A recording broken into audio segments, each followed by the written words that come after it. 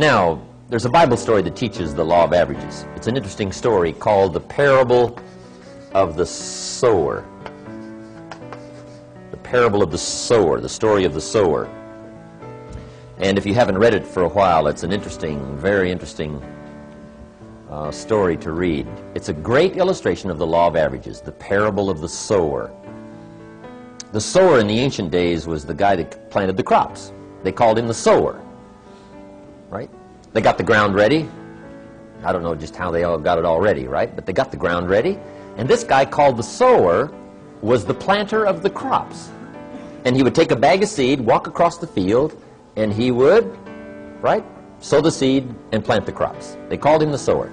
Now, the story of the sower is a typical story of life and people and results and what you can expect, right? And then you let the obvious be your best teacher. Now, when you read the story of the sower, you'll come up with some interesting points. First, the sower was a wise man. And when you read the whole story, you'll come to the conclusion the sower was a wise man, which is a high advantage.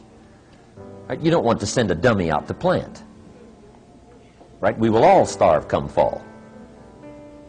Next point of the story was the sower had excellent seed.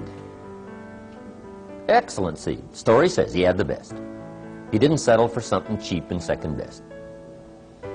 Third point of the story, he was highly ambitious. And when you read the whole story, you'll come to the conclusion this man was ambitious, which is an admirable quality. Ambition. And then he went to work. The guy says, oh, I knew there was a hitch in here somewhere. That's where it is, probably, right? The guy goes to work.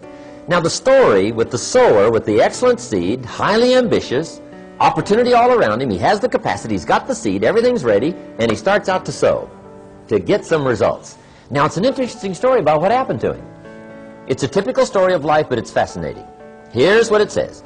He starts out to sow the seed early in the morning, but the first part of the seed that he sows falls by the wayside, and the birds get it.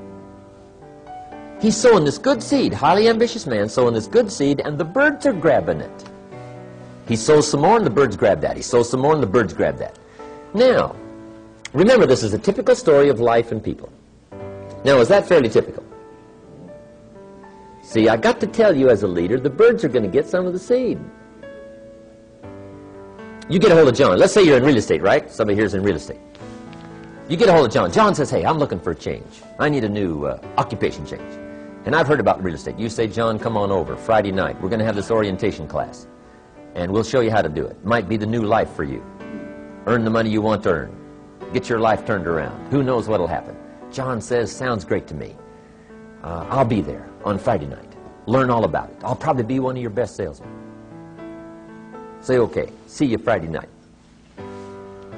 Now, come Friday night, 7:30, supposed to start. John's not there.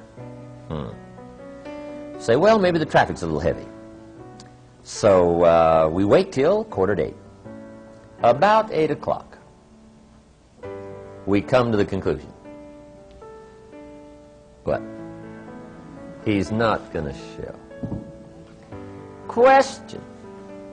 What's happened since this unique conversation that you had with John, and you dropped on him this great idea, you've got the explanation, helped change his life, he said he would agree to be there, and he's not there. What's probably happened between then and Friday night? The birds done got the boy.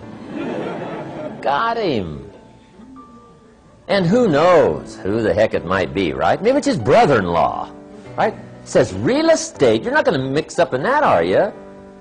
Talked him out of it. Or his plumber. Says, let me tell you about real estate. His plumber. Now, if you get the message back as to what happened, see, here's where you might get off track. There's a couple of things you can do when the birds are grabbing the seed. One is you can chase birds. See those dirty birds, and away you go after the birds. You say, wait till I get a hold of his brother-in-law. I'll straighten him out. Tear him a new page. What does he know about real estate? His plumber.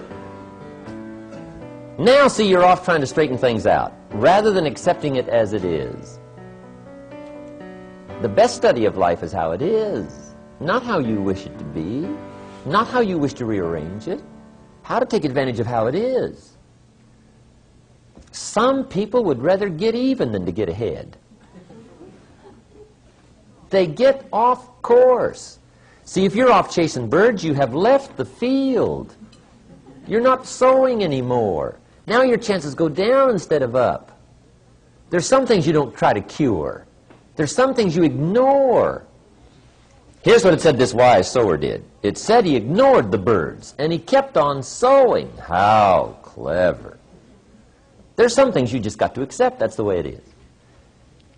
So he keeps on sowing. And here's the key. If you keep sowing, you can sow more than the birds can get. But the birds are part of life. And don't press me why. I didn't arrange all this. I don't know. It's just the way it is. So he keeps on sowing. Now the story says this sower keeps on sowing. Now the seed falls on shallow ground, rocky ground, where the soil is shallow. And it says the little plant starts to grow. This time, the birds didn't get it. But the first hot day, these little plants wither and die. Now that's kind of disappointing, isn't it? But see, that's bound to happen. This time you recruit John. John says, I'll be one of your best. He doesn't show up at the third meeting. You say, where's John? Say, I don't know. Somebody said, boo. And he...